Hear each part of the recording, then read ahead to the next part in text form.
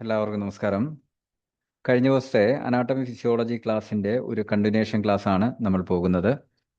തീർച്ചയായിട്ടും ഡിഫറൻസിയേഷൻ എന്ന് പറയുന്ന സെക്ഷൻ അതുമായിട്ട് ബന്ധപ്പെട്ട് ചോദിക്കുന്ന ഒരു ലിസ്റ്റ് ഓഫ് ക്വസ്റ്റ്യൻസ് പഠിച്ചുകൊണ്ടിരിക്കുകയാണ്. കുറേയധികം കാര്യങ്ങൾ നമ്മൾ പഠിച്ചു കഴിഞ്ഞു. ദെൻ റിപ്പീറ്റഡായിട്ട് ചോദിച്ചിട്ടുള്ള ഒരു ക്വസ്റ്റ്യനാണ് ഫൈബറസ് ജോയിൻറ്റും സൈനോവിയൽ ജോയിൻറ്റും തമ്മിലുള്ള ഡിഫറൻസ്. അപ്പോൾ ഈ ഒരു കാര്യം കേൾക്കുമ്പോൾ രണ്ട് രീതിയിൽ നമ്മൾ കാര്യങ്ങൾ മനസ്സിലാക്കണം. ഒന്ന്, ഇത് ഓർത്തിരിക്കുന്ന രീതിയിൽ. ഓർത്തിരിക്കുന്ന കാര്യം തന്നെ ഞാൻ ആദ്യം പറയാം. ഈ ഫൈബറസ് എന്ന് പറയുമ്പോൾ ഇവിടെ ശ്രദ്ധിക്കേണ്ട ഒരു കാര്യം, ഇവിടെ എഫ് എന്ന് കൊടുത്തേ പോണ്ട് അല്ലേ.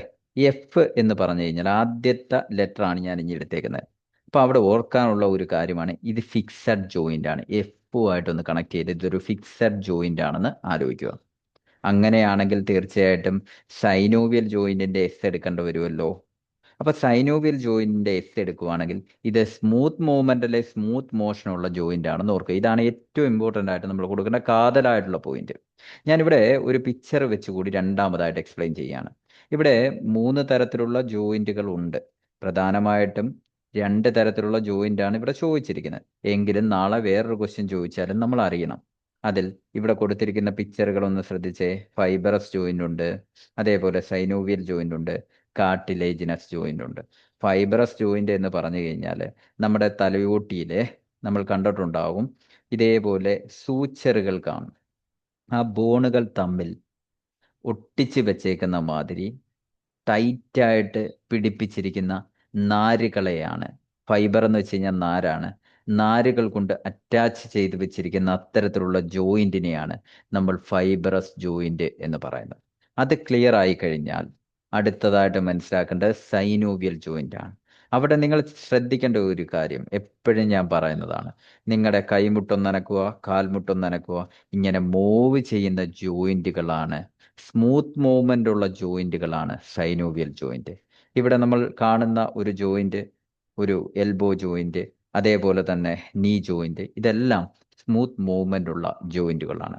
ഇവിടെ പരീക്ഷയ്ക്ക് ചോദിച്ചിട്ടില്ലാത്ത ഒരു കാര്യത്തിലേക്ക് കടക്കുകയാണ്, അത് കാർട്ടിലേജിനസ് ജോയിന്റ് ആണ്. അതിന്റെ പ്രത്യേകത എന്താണെന്ന് വെച്ച് കഴിഞ്ഞാൽ ഇവിടെ 2 വെർറ്റബ്ര തമ്മിൽ അറ്റാച്ച് ചെയ്തിരിക്കുന്ന ഒരു കാർട്ടിലേജിനസ് ടിഷ്യൂ ഉണ്ട്. എന്താണ് ഈ കാർട്ടിലേജിനസ് ടിഷ്യൂ? അതൊരു സ്പോഞ്ച് പോലുള്ള ഐറ്റമാണ്. 2 ബോണിന്റെ ഇടയിൽ ഒരു സ്പോഞ്ച് വെച്ച് കഴിഞ്ഞാൽ എന്താണ്, സ്വാഭാവികമായിട്ടും ഒന്ന് ബെൻഡ് ചെയ്യുമ്പോൾ അതൊന്ന് അമരുന്ന സമയത്ത് ഒരു സ്ലൈറ്റ് മൂവ്മെന്റ് പ്രൊവൈഡ് ചെയ്യും. അതിനപ്പുറം മൂവ് ചെയ്യാൻ പറ്റത്തില്ല. നമ്മൾ കുനിയുന്ന സമയത്ത് ഈ ഒരു ചെറിയ കംപ്രഷൻ പോസിബിൾ ആകുന്നുണ്ട് എന്നുള്ളതാണ് ആ ഒരു മൂവ്മെന്റ് സഹായിക്കുന്നത്.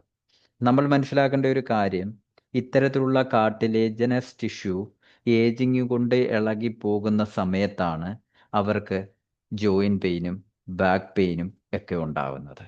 അപ്പം ഇതെല്ലാം കൃത്യമായിട്ടും കാര്യകാരണ സഹിതം മനസ്സിലാക്കുക. ഇനി അടുത്തായിട്ട് നമ്മൾ മനസ്സിലാക്കേണ്ടത് ഇവ തമ്മിലുള്ള ഡിഫറൻസിലേക്ക് നമുക്ക് കടക്കാം. ആദ്യമായിട്ട് ഞാൻ പറഞ്ഞ കാര്യം എന്താണ്, ഇത് ഫൈബറസ് ടിഷ്യൂ കൊണ്ട് കണക്ട് ചെയ്തതാണ് fibrous joint. Then synovial joint എന്തായിരുന്നു, ജോയിന്റ് ക്യാവിറ്റി വിത്ത് ഫ്ലൂയിഡ് ആണ് എന്നുള്ള ഒരു കാര്യം പറഞ്ഞു. ദെൻ അടുത്ത ഇമ്പോർട്ടൻ്റ് ആയിട്ടുള്ള പോയിന്റ് എന്താ പറഞ്ഞത്, ഫിക്സഡ് ആണ് ഏത് ഫൈബറസ് ജോയിന്റ്, അതുകൊണ്ട് തന്നെ ഇമ്മൂവബിൾ ആണ്. അതേസമയം സൈനോവിയൽ എസ് സ്മൂത്ത് മൂവ്മെന്റ് ഉണ്ട്, അത് ഫ്രീലി മൂവബിൾ ആണ്. ഈ രീതിയിൽ ആൻസർ ചെയ്ത് കഴിയുന്നവർക്ക് ഏതെങ്കിലും ഒരു പിക്ചർ റെപ്രസെൻറ്റേഷൻ കൂടി കൊടുക്കാൻ കഴിഞ്ഞാൽ ഫുൾ മാർക്ക് അവിടെ വീഴും. ഈ രീതിയിലാണ് കാര്യങ്ങൾ കൃത്യമായിട്ടും പഠിച്ചു പോകേണ്ടത്. ഒരുപാട് പരീക്ഷയ്ക്ക് ചോദിച്ച അടുത്ത ഒരു ക്വസ്റ്റ്യനിലേക്ക് പോകാം. അത് ഡിഫ്യൂഷനും ഓസ്മോസിസും തമ്മിലുള്ള വ്യത്യാസമാണ്. ഡിഫ്യൂഷനും ഓസ്മോസിസും 2 രീതിയിൽ നമുക്ക് ആദ്യം മനസ്സിലാക്കാം. ആദ്യം നമുക്ക് ആ ഒരു മെമ്മറി ടെക്നിക്കിലൂടെ കാര്യം മനസ്സിലാക്കാം. ഡിഫ്യൂഷന്റെ ആദ്യത്തെ ഡി ഞാൻ ഇഞ്ഞെടുക്കുകയാണ്. ആ ഡി എന്ന് വെച്ച് കഴിഞ്ഞാൽ ഡയറക്റ്റ് എന്നുള്ളതാണ്. അപ്പോൾ ഡിഫ്യൂഷൻ എപ്പോഴും പഠിക്കുമ്പോൾ ഡയറക്റ്റ് ആയിട്ടുള്ള ഇൻവോൾവ്മെന്റ് ആണ് വരുന്നത്. എന്താണ് ഈ ഡയറക്റ്റ്? ഈ പിക്ചറിലേക്ക് നോക്കുക. കുറച്ച് വെള്ളം എടുത്തിട്ട് അതിലേക്ക് കുറച്ച് ഉപ്പ് എടുത്തിടുന്നു. ആ ഉപ്പിടുന്ന സംഭവം ഒരു ഭാഗത്തേക്കാണ് ഇടുന്നതെന്ന് കരുതുക. അതൊരു കൂന പോലെ അവിടെ കാണും. 10 മിനിറ്റ് കഴിഞ്ഞ് അവിടെ പോയി നോക്കുമ്പോൾ ആ കൂന പോലെ ഇരുന്ന ഉപ്പ് പിന്നീട് കാണുന്നില്ല. അത് അതിനകത്തേക്ക് ലയിച്ച് ചേരുകയാണ്. അത് ഈക്വലായിട്ട് ഡിസ്ട്രിബ്യൂട്ട് ചെയ്യപ്പെടുന്ന പ്രോസസ്സിനെയാണ് നമ്മൾ എന്ത് പറയുന്നത്, ഡിഫ്യൂഷൻ എന്ന് പറയുന്നത്. ഇത്തരത്തിൽ ഡയറക്റ്റ് ആയിട്ട് ഡിസ്ട്രിബ്യൂട്ട് ചെയ്യപ്പെടുന്നതിനെ ഡിഫ്യൂഷൻ എന്ന് പറയുന്നു. അതേസമയം കുറച്ചുകൂടെ കോംപ്ലിക്കേറ്റഡ് വെർഷനാണ് ഓസ്മോസിസ് എന്ന് പറയുന്നത്. അവിടെ ഉപ്പ് എന്ന് പറഞ്ഞാൽ അവിടെ സൊല്യൂട്ടും അവിടെയുള്ള വെള്ളം സോൾവെന്റുമാണ്. അപ്പൊ സൊല്യൂട്ടിന്റെ മൂവ്മെന്റിനെയാണ് നമ്മൾ ഡിഫ്യൂഷൻ എന്ന് പറഞ്ഞാൽ, ഇവിടെ സോൾവെന്റ് ആയ വെള്ളത്തിന്റെ മൂവ്മെന്റിനെയാണ് നമ്മൾ ഓസ്മോസിസ് എന്ന് പറയുന്നത്. അപ്പൊ അവിടെ ഓസ്മോസിസിന്റെ ഓ എടുത്തിട്ട് ഉള്ളി വാട്ടർ എന്നാലോചിക്കുക. എന്താണെന്ന് ഞാൻ ഈ പിക്ചറിലൂടെ എക്സ്പ്ലെയിൻ ചെയ്ത് തരാം. ഇവിടെ രണ്ട് ലിക്വിഡുകൾ തമ്മിൽ കണക്ട് ചെയ്ത് വെച്ചിരിക്കുന്നത് through a semi permeable membrane.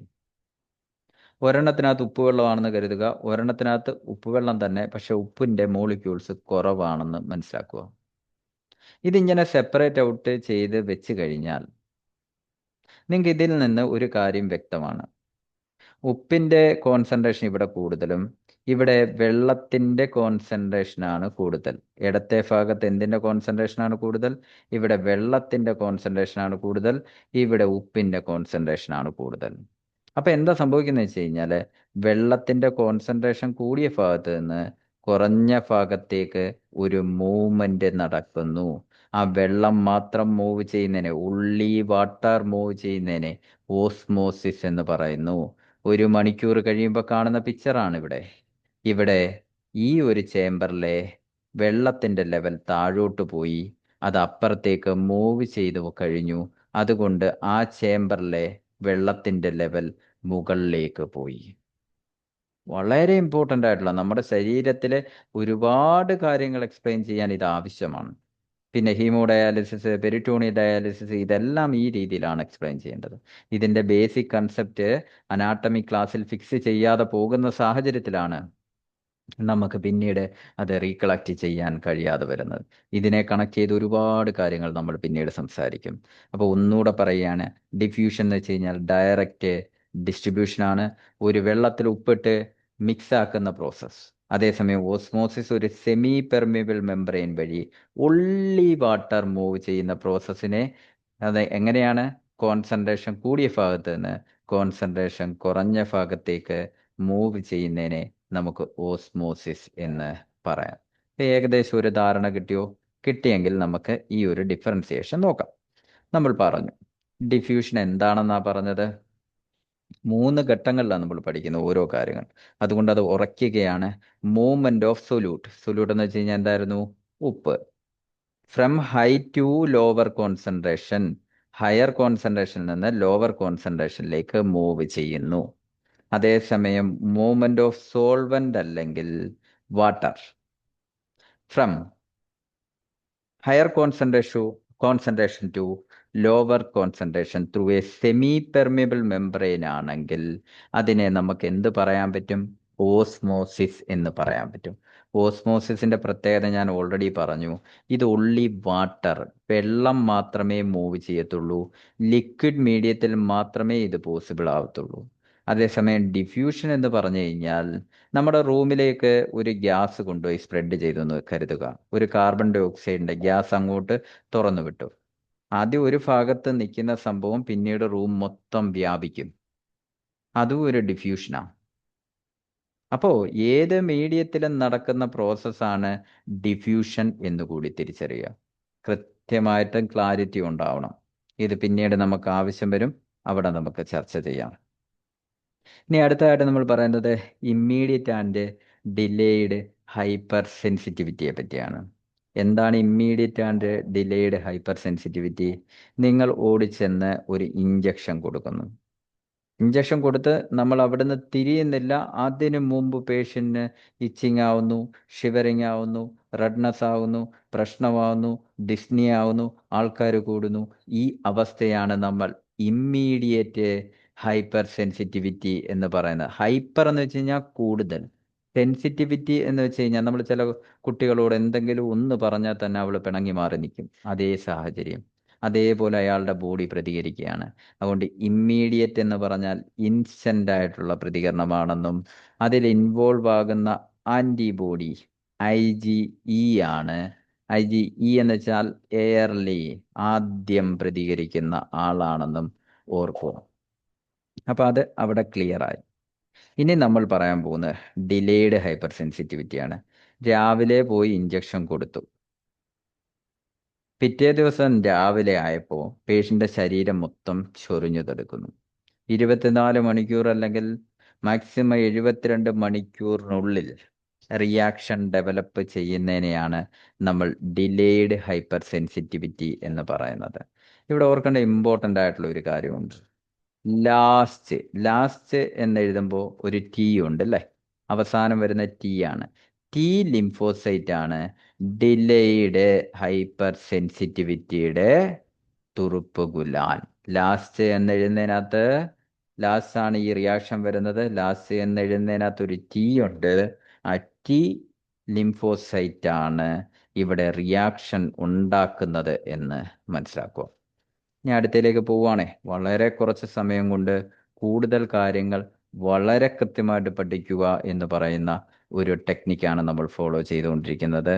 ഈ രീതിയിൽ കാര്യങ്ങൾ പഠിച്ചു വരിക, നോട്ട് എഴുതി വെക്കുക. നോട്ട് ഞാൻ നിങ്ങൾക്ക് ഇതിൻ്റെ റെക്കോർഡർ തരുന്നതിനോടൊപ്പം തന്നെ നോട്ട് നിങ്ങളുടെ ആപ്പിലിട്ട് തരും. അത് ആവശ്യമുള്ളത് മാത്രം എഴുതിയെടുക്കുക. ഇനി അടുത്ത മീഡിയൽ റൊട്ടേഷനും ലാറ്ററൽ റൊട്ടേഷനും തമ്മിലുള്ള വ്യത്യാസമാണ്. മീഡിയൽ എന്ന് പറഞ്ഞാൽ ആദ്യം തന്നെ നമുക്കത് മെമ്മറി ടെക്നിക്ക് ഉപയോഗിച്ച് പഠിക്കാം. മീഡിയൽ എന്ന് വെച്ച് കഴിഞ്ഞാൽ മിഡിലിലേക്ക് റൊട്ടേറ്റ് ചെയ്യുന്നു. മനസ്സിലാവുന്നില്ല? ശരി, ഇങ്ങോട്ട് നോക്കൂ. കാല് അകത്തോട്ട് റൊട്ടേറ്റ് ചെയ്യുന്നതാണ് മീഡിയൽ റൊട്ടേഷൻ. ശരി, അപ്പൊ എന്താണ് ലാറ്ററൽ എന്നതുകൊണ്ട് ഉദ്ദേശിക്കുന്നത്? Lat means lateral, leave mid line. എല് എല് ലീവ് മിഡ് ലൈൻ, മിഡ് ലൈനിൽ നിന്ന് വെളിയിലോട്ട് റൊട്ടേറ്റ് ചെയ്യുന്നു, അല്ലെ ലാറ്ററലി റൊട്ടേറ്റ് ചെയ്യുന്നതിനെ നമുക്ക് ലാറ്ററൽ റൊട്ടേഷൻ എന്ന് പറയാം. ഇവിടെ നോക്ക്, ഇദ്ദേഹം കാല് വെളിയിലേക്ക് റൊട്ടേറ്റ് ചെയ്യുകയാണ്. അപ്പോൾ അത് ക്ലിയർ ആയെന്ന് വിശ്വസിക്കുന്നു. ഇനി നമുക്ക് ആ കൺസെപ്റ്റിലേക്ക് പോകാം. ഇവിടെ റൊട്ടേറ്റ്സ് ബോഡീസ് മിഡ് ലൈനിലേക്ക് റൊട്ടേറ്റ് ചെയ്ത് കൊണ്ടുവരുന്നു. അതേസമയം ലാറ്ററൽ എന്ന് പറയുമ്പോൾ എന്താ സംഭവിക്കുന്നത്? മിഡ് ലൈനിൽ നിന്ന് എവേ, അകന്നു പോകുന്ന അവസ്ഥയാണ് നമ്മൾ ലാറ്ററൽ റൊട്ടേഷൻ എന്ന് പറയുന്നത്. അപ്പോൾ അത് വേറൊരു രീതിയിൽ കൂടി പറയാം. ടേണിങ് ഇൻവേഡ്, അകത്തേക്ക് റൊട്ടേറ്റ് ചെയ്യുന്നു. ടേണിങ് ഔട്ട്വേഡ് ആണെങ്കിൽ അതിനെ ലാറ്ററൽ റൊട്ടേഷൻ എന്ന് പറയുന്നു. ക്ലിയർ ആയോ? ഓക്കെ ആണല്ലോ? ശരി, അടുത്തതിലേക്ക് പോകാം. അടുത്തതായിട്ട് പറയാനുള്ള സംഭവം സിസ്റ്റമിക് ആൻഡ് പൾമണറി സർക്കുലേഷൻ എന്നുള്ളതാണ്. വളരെ ഇമ്പോർട്ടൻ്റ് ആയിട്ടുള്ള ഒരു ഇൻഫോർമേഷൻ ആണ്. Systemic and pulmonary circulation. ആദ്യം സിസ്റ്റമിക് എന്ന് വെച്ച് കഴിഞ്ഞാൽ ശരീരത്തിലുള്ള എല്ലാ സിസ്റ്റങ്ങളിലേക്കും രക്തം എത്തിക്കുന്ന പരിപാടി. ഏതൊക്കെ സിസ്റ്റം ഉണ്ട്? യൂറിനറി സിസ്റ്റം ഉണ്ട്, എൻഡോക്രൈൻ സിസ്റ്റം ഉണ്ട്, സെൻട്രൽ നെർവസ് സിസ്റ്റം ഉണ്ട് അല്ലേ? അവിടെ എല്ലാ സിസ്റ്റങ്ങളിലേക്കും ബ്ലഡ് എത്തിക്കുന്ന പ്രോസസ്സിനെ സിസ്റ്റമിക് എന്ന് പറയാം. പൾമണറി എന്ന് വെച്ച് കഴിഞ്ഞാൽ എന്താണ്? പൾമോ മീൻസ് ലങ് ആണ്, ലങ്സിലേക്ക് മാത്രം ബ്ലഡ് എത്തിക്കുന്ന പരിപാടി. ശരി, നമുക്ക് ഹാർട്ടിൻ്റെ ഒരു സർക്കുലേഷൻ ഇവിടെ ഒന്ന് കാണാം. അതോടുകൂടി എല്ലാം മനസ്സിലാവും. നമ്മുടെ ശരീരത്തിൽ നോക്കുക, നമ്മുടെ ശരീരത്തിൽ അശുദ്ധ രക്തം അല്ലെങ്കിൽ ഡീ ഓക്സിജനേറ്റഡ് ബ്ലഡ് അവന് ഒഴുകി ഒഴുകി ഒഴുകി നേരെ ഹാർട്ടിൽ വന്നു കയറും. ഹാർട്ടിൽ വന്നു കയറുന്ന ഈ രക്തത്തിൻ്റെ പ്രത്യേകത എന്താണെന്ന് ഞാൻ പറഞ്ഞേ?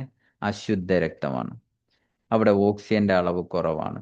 ഈ ഓക്സിജന്റെ അളവ് കുറവുള്ള രക്തം ഹാർട്ടിൽ നിന്ന് നേരെ ഒഴുകി ലങ്സിലേക്ക് പോകും. ലങ്സിലേക്ക് പോയി കഴിയുമ്പോഴത്തേക്ക് അത് ഓക്സിജനെ ലങ്സിൽ നിന്ന് റിസീവ് ചെയ്യുന്നു. ഓക്സിജനെ ലങ്സിൽ നിന്ന് റിസീവ് ചെയ്തിട്ട് അത് നേരെ വന്ന് ഹാർട്ടിൻ്റെ ലെഫ്റ്റ് സൈഡിലേക്ക് ഓപ്പൺ ആകുകയാണ്. ഇത്തരത്തിൽ റൈറ്റ് സൈഡ് ഓഫ് ഹാർട്ടിൽ നിന്ന് ലെഫ്റ്റ് സൈഡിലേക്ക് ഉള്ള ഒരു യാത്ര ത്രൂ ലങ്സ്, ഇതിനെയാണ് നമ്മൾ പൾമണറി സർക്കുലേഷൻ എന്ന് പറയുന്നത്. ക്ലിയർ ആയോ? Pulmonary circulation. അതേസമയം ഓക്സിജൻ റിസീവ് ചെയ്ത് ലങ്സിലെത്തുന്ന അല്ലെങ്കിൽ ഓക്സിജൻ റിസീവ് ചെയ്ത് ഹാർട്ടിലെത്തുന്ന ബ്ലഡ് ലെഫ്റ്റ് വെൻട്രിക്കിളിൽ നിന്ന് ശരീരത്തിൻ്റെ വിവിധ ഭാഗങ്ങളിലേക്ക് ട്രാൻസ്പോർട്ട് ചെയ്ത് പോകുന്ന പ്രോസസ്സിനെ, ശരീരത്തിലെ എല്ലാ സിസ്റ്റങ്ങളിലേക്കും ട്രാൻസ്പോർട്ട് ചെയ്ത് പോകുന്ന പ്രോസസ്സിനെ നമുക്ക് പറയാൻ പറ്റുന്ന പേരാണ് സിസ്റ്റമിക് സർക്കുലേഷൻ. അപ്പോൾ ലങ്സിലേക്ക് പോയി തിരിച്ചു വരുന്നതിനെ പൾമണറി സർക്കുലേഷൻ എന്നും അതിനുശേഷം ആ ഓക്സിജനേറ്റഡ് ബ്ലഡ് ശരീരത്തിന്റെ വിവിധ ഭാഗങ്ങളിലേക്ക് പോകുന്നതിനെ സിസ്റ്റമിക് സർക്കുലേഷൻ എന്നും പറയും. അപ്പോൾ ആ ഒരു കാര്യത്തിനകത്ത് ക്ലാരിറ്റി വന്നിട്ടുണ്ട് എന്ന് പ്രതീക്ഷിക്കുന്നു. അപ്പം നമുക്കതൊന്ന് നോക്കാം. ഒന്നുകൂടെ ഞാൻ പറയുകയാണ്. ഇംപ്യൂർ ബ്ലഡ് അല്ലെങ്കിൽ ഡീഓക്സിജനേറ്റഡ് ബ്ലഡ് ഹാർട്ടിലേക്ക് എത്തുന്നു. ഹാർട്ടിൽ നിന്ന് അത് പൾമണറി ആർട്ടറി വഴി ലങ്സിലേക്ക് പോകുന്നു. അവിടെ നിന്ന് ഓക്സിജൻ റിസീവ് ചെയ്തിട്ട് പൾമണറി വെയിൻ വഴി വീണ്ടും ഹാർട്ടിലേക്ക് എത്തുന്നു.